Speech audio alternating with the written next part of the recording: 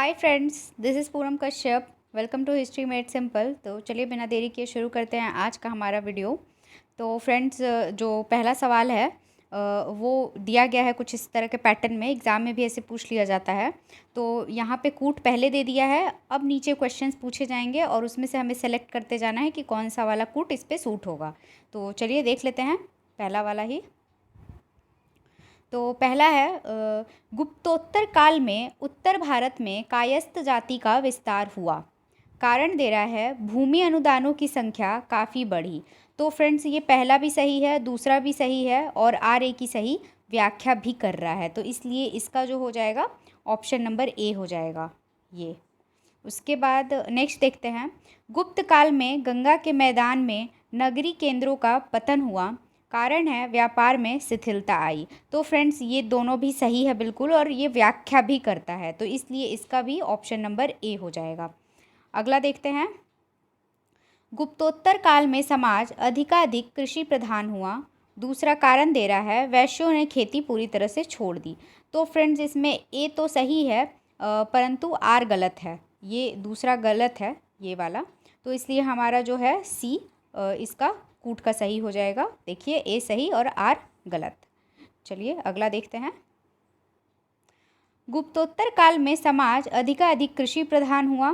कारण है छोटे किसान भूमि पर अपने अधिकारों का दावा नहीं कर सकते थे। तो फ्रेंड, दोनों ही सही है बट ये व्याख्या नहीं करता है, तो इसलिए इसका जो सही आंसर होगा वो होगा ऑप्शन नंबर बी। ठीक है, होप आप लोगों को समझ में आ गया होगा। चलिए अगला देखते हैं।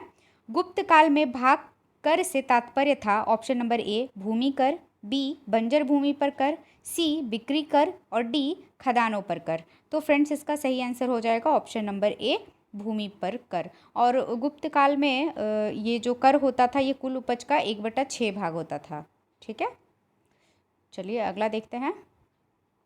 निम्नलिखित में से कौन गुप्त शासन अनुवर्ती काल की विशेषता नहीं थी? ऑप्शन नंबर ए सामंतों की वृद्धि, बी सिक्कों के प्रयोग में बढ़ोतरी, सी व्यापार का ह्रास और डी स्थानीय तौल मापों के प्रयोग में वृद्धि। तो फ्रेंड्स, इसका जो सही आंसर होगा वो होगा ऑप्शन नंबर बी सिक्कों के प्रयोग में बढ़ोतरी। और चंद्रगुप्त द्वितीय के समय ही सबसे पहले उसी ने चांदी का सिक्का चलाया था, जिसे रूपक के नाम से जाना जाता है। ठीक है, ये क्वेश्चन पूछ दिया जाता है कि रूपक नामक सिक्का किसके द्वारा चलाया गया था। तो ये चंद्रगुप्त द्वितीय ने चलाया था सबसे पहले, और ये चांदी का सिक्का होता था। ठीक है, चलिए अगला देखते हैं। समुद्रगुप्त ने दक्षिणापथ विजय अभियान में 12 राजाओं को परास्त किया। सही है। दूसरा, समुद्रगुप्त के दक्षिणापथ विजय अभियान की जानकारी प्रयाग प्रशस्ति से मिलती है। ये भी सही है फ्रेंड्स। तो ये जो है इसका ऑप्शन नंबर बी सही हो जाएगा, क्योंकि सही तो दोनों है बट आर ए की सही व्याख्या नहीं करता है। तो चलिए अगला देखते हैं। कला एवं साहित्य में गोपियाँ कृष्ण की प्रमुख अंग कब बनी हैं? ऑप्शन नंबर ए पूर्व मध्य काल में, बी शुंग काल में, सी कुषाण काल में और डी गुप्त काल में। तो फ्रेंड्स, इसका सही आंसर होगा ऑप्शन नंबर ए पूर्व मध्य काल में। अगला है कुमार संभवम में किसके जन्म की कथा वर्णित है? पहला है अभिमन्यु, दूसरा कार्तिकेय, तीसरा सनत कुमार और चौथा है प्रद्युमन। तो फ्रेंड्स, इसका जो सही आंसर होगा वो होगा ऑप्शन नंबर बी कार्तिकेय। अगला देखते हैं। गुप्त काल में व्यापार वृद्धि के कुछ परिणाम हुए, इनमें से कौन से कथन सत्य हैं? ऑप्शन नंबर ए उद्योग व दस्तकारी का विकास हुआ, 2 उद्योग उन क्षेत्रों में स्थापित किए गए जहां कच्चा माल पर्याप्त मात्रा में उपलब्ध था अथवा वह व्यवसाय परंपरागत रूप में था, तीसरा विविध प्रकार का कपड़ा भारत के प्रायः सभी क्षेत्रों में बनाया जाता था और चौथा ऊनी वस्त्र उद्योग भी प्रायः सभी प्रदेशों में अवस्थित था। तो जो सत्य है फ्रेंड्स वो हमें बताना है। तो इसमें पहला, दूसरा, तीसरा सही है, तो इसलिए हमारा ऑप्शन नंबर ए जो होगा कूट का सही हो जाएगा, और ये आखिरी वाला गलत है इसलिए। चलिए अगला देखते हैं। इत्सिंग के अनुसार शिवगुप्त ने किस स्थान पर चीनी बौद्ध तीर्थयात्रियों के लिए एक मंदिर का निर्माण करवाया था? तो फ्रेंड्स, इसका ऑप्शन देख लेते हैं पहले। ऑप्शन नंबर ए लुम्बिनी वन, दूसरा मृगशिख वन और तीसरा है पुरुषपुर, चौथा तक्षशिला। तो फ्रेंड्स, इसका जो सही आंसर होगा वो होगा ऑप्शन नंबर बी मृगशिख वन। तो ये जो है फ्रेंड्स, ये सारनाथ के निकट है ये मंदिर, और इसे जो है इस मंदिर को 24 गांव दान में दिए गए थे। तो ये बहुत इंपॉर्टेंट है, इस तरह के क्वेश्चन पूछे जाते हैं तो आप लोग नोट कर लीजिएगा। 24 गांव इस मंदिर को दान में दिए गए थे और ये सारनाथ के निकट स्थित है। अगला, निम्न में से कौन सा एक गुप्त शासक अपनी माता की ओर से लिच्छियों से संबंधित था? Option number A Chandragupta, B Ghatotkacha Gupta, ये चटोत्कच है, यहाँ घ होगा, ठीक है। उसके बाद सी श्रीगुप्त और डी समुद्रगुप्त।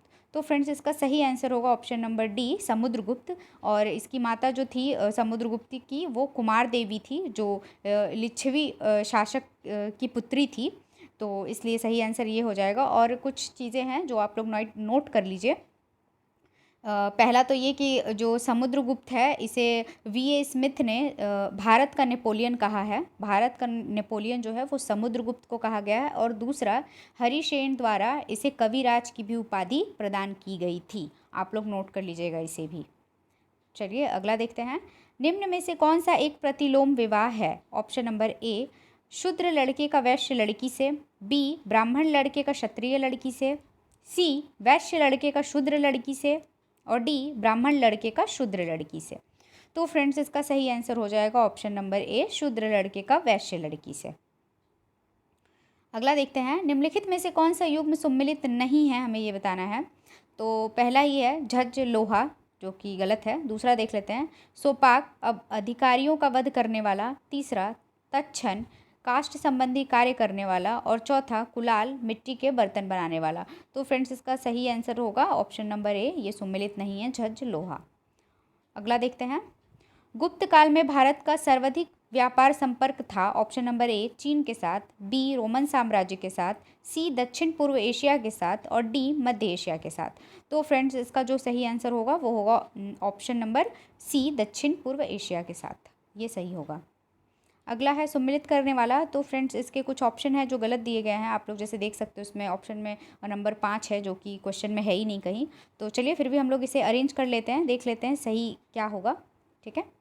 तो फ्रेंड्स क्षेत्र का हो जाएगा सबसे पहले कृषि योग्य भूमि, खिल का हो जाएगा फ्रेंड्स बंजर भूमि, औद्योगिक भूमि का हो जाएगा फ्रेंड्स गृहस्थल, और जंगल भूमि का वन भूमि। तो ये सही क्रम है फ्रेंड्स, तो आप लोग नोट कर लीजिए इसे, ठीक है। चलिए अगला देखते हैं।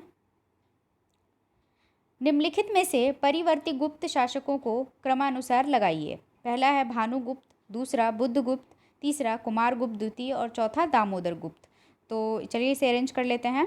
तो पहले नंबर पे हो जाएगा फ्रेंड्स कुमारगुप्त द्वितीय, ये पहले पे, दूसरे पे हो जाएगा बुद्धगुप्त, तीसरे पे भानुगुप्त, और चौथे पे दामोदर गुप्त। ये सही क्रम है फ्रेंड्स, तो इस हिसाब से हमारा ऑप्शन नंबर ए कूट का सही हो जाएगा। अगला देखते हैं। परवर्ती गुप्त कला में मुद्रा अथवा सिक्कों की कमी से निम्नलिखित में कौन सा एक अनुमान लगाया जा सकता है? ऑप्शन नंबर ए व्यापार का ह्रास, बी स्वर्ण की अनुपलब्धता, सी मुद्रा अर्थव्यवस्था का ह्रास, और डी ग्रामीण अर्थव्यवस्था की आत्मनिर्भरता। तो फ्रेंड्स इसका सही आंसर होगा ऑप्शन नंबर ए व्यापार का ह्रास, ठीक है। चलिए अगला देखते हैं। और एक इम्पॉर्टेंट पॉइंट आप लोग नोट कर लीजिए, गुप्त काल के सिक्कों पे भाषा जो होती थी वो संस्कृत थी और लिपि ब्राह्मणी थी, ठीक है। अगला देखते हैं। किस निम्नलिखित स्थल के साथ गुप्त काल में भारत का घनिष्ठतम संबंध था? ऑप्शन नंबर ए पश्चिमी एशिया, बी दक्षिण पूर्व एशिया, सी मध्य एशिया, और डी ईरान। तो फ्रेंड्स इसका सही आंसर हो जाएगा ऑप्शन नंबर बी दक्षिण पूर्वी एशिया। तो फ्रेंड्स आज की वीडियो में बस इतना ही। होप आप लोगों को मेरी ये वीडियो पसंद आई होगी। तो वीडियो अगर पसंद आई है तो वीडियो को लाइक कीजिए, शेयर कीजिए, और चैनल को सब्सक्राइब भी कीजिए। मिलते हैं हमारे नेक्स्ट वीडियो में। Till then tata, bye bye, take care.